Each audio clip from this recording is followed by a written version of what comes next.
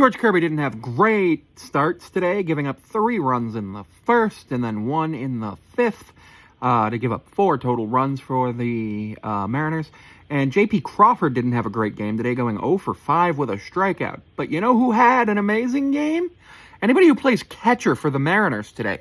So in the top of the first inning, the Mariners brought JP and Julio up to the plate, and they did nothing. And then Cal came up, hit a solo homer, number 28, to tie Johnny Bench for the most home runs by an catcher before the All-Star break. The Mariners have 22 games left before the All-Star break, which is absolutely wild to think of. Cal went 3 for 4 with a walk, 3 RBIs, and 4 runs. Every time he was on base, he scored today.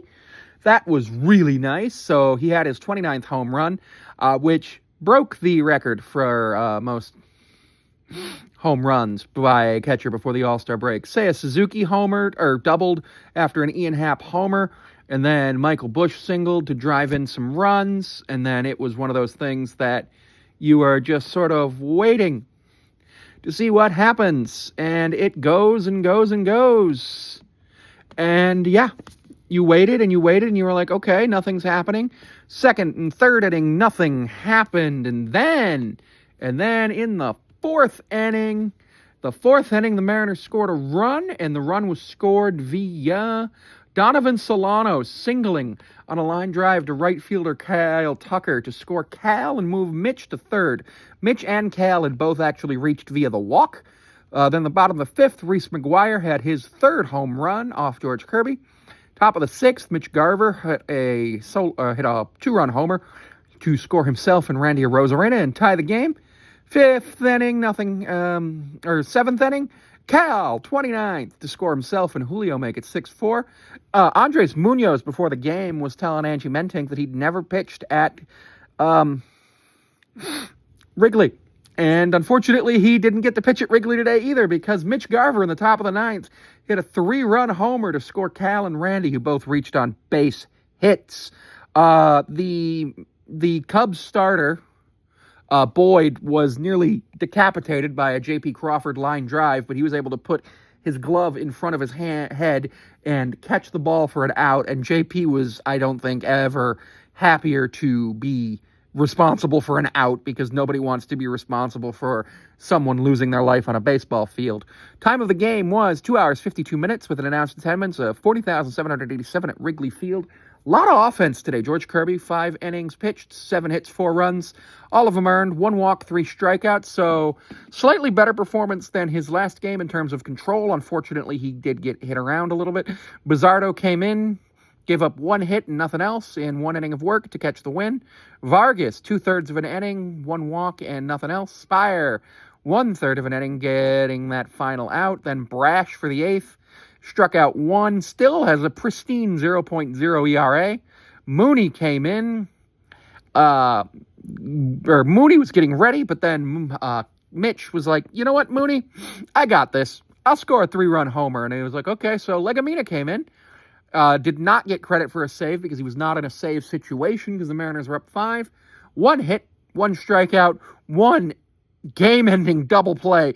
Ben Williamson to J.P. Crawford to Donovan Solano. Donovan Solano became just the 8th first baseman to be responsible for 2 unassisted double plays today, where it was a line out to Donovan Solano, and then the base runner obviously had advanced on contact, and unfortunately for the base runner, Donovan was able to just go and step on first base, which was a thing. For the Cubs, Boyd went 5 innings, 2 hits, 2 runs. Both of them earned, walked 2, struck out 6. Presley blew the save, giving up 3 hits, 2 runs. Both of them earned. He did not take the loss. That went to Thielbar, who went 2/3 of an inning, giving up 2 runs on 3 hits. And then Brazier gave up nothing, did strike out 2. And then Cabrera, 4 hits, 3 runs. All of them earned, 1 strikeout, give up that home run. Mariners hit 4 home runs today. Cubs hit 2. So it was a homer-heavy game. Wrigley is a field that I think is really good for home runs and doubles and triples as well. Interesting here is that the Mariners struck out 4 Cubs while striking out 11 times and were the winning team. In terms of runners in scoring position, 3 for 9 with 7 left on base for the Mariners, so that's actually in line with league averages. Cal Raleigh stole his 9th base. Donovan Solano was responsible for 3 double plays today, involved in 3 double plays. He was actually he was 5 putouts of the 6 on the double plays. The Cubs went 1 for 7 with runners in scoring position and left 5 on base. 40 at-bats for the Mariners versus 33 for the Cubs. So the Cubs had more outs that were just other outs, and they walked 3 times. We walked 3 times, so equal walks. It was the hits, the 9 hits versus the 9 runs versus the 13 hits versus 9. So both teams had pretty decent offense. This is the first time I actually ever got to watch Pete Crow Armstrong in a live game. And what I can tell you is that man is going to be an all-star. That man is really good. Prior to the game, Rowdy Tellez got designated for assignment as Luke Raley was brought back. He went 1 for 3 with a strikeout today. He did not, unfortunately, score a run. He did pinch hit for Dylan Moore after Dylan Moore had 2 at-bats with 1 strikeout. It was a lefty-righty matchup thing. JP 0 for 5. Julio 1 for 5 with a run. Cal, like I said, 3 for 4 with 4 runs and a walk. Randy 3 for 5, 2 strikeouts, so not great. Mitch 2 for 4, 5 RBIs, 2 runs, a walk, and a strikeout. Mitch played well. Donovan Solano 3 hits on 4 at bats with 1 RBI, 1 walk, 5 times up, 4 times on base, 1 strikeout. I can live with that. Ben Williamson 0 for 4, but was part of that game-ending double play and had a couple of other good plays with 1 strikeout. And Cole Young went 0 for 4 with 2 strikeouts. And I still think Cole Young is getting there. His batting average up to 231. Cal came in with a 268 batting average. He's up to 273 with an OPS of 1.025. He's got 29 homers on the season, which is, of course, like I said, the most for a catcher before the All-Star break. Aaron Goldsmith was saying that if Cal had hit a 3rd home run, it would have been his first 3-run home run game.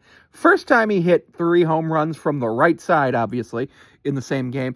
And the most home runs by a switch hitter before the All-Star break. I do believe that he is on pace to break Aaron Judge's record.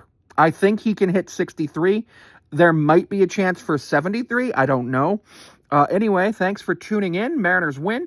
Today, next game is tomorrow. I believe the same time. I'm going to check that. Just your reminder that today's game was a 2:20 game because Chicago is only allowed to have 35 games during the night, during the year. So yes, tomorrow's game is 2:20 p.m. or 2:20 p.m. Eastern. So 1:20 p.m. Central. It's going to be Hancock versus Horton. And then on Sunday, oh wow, the Yankees are on Roku on Sunday versus the Orioles. On Sunday, same time, it's Logan Gilbert versus Colin Ray, which I didn't realize Colin Ray was a starter now, with the Mets at the Phillies being Sunday Night Baseball. Anyway, you can support me on Patreon. You can follow me on Instagram, TikTok, Twitter, and all of those other platforms. Links are down below in the description if you're watching this on YouTube, and links are in the link in my bio if you're watching this on TikTok. And if you're watching this on Patreon, I thank you.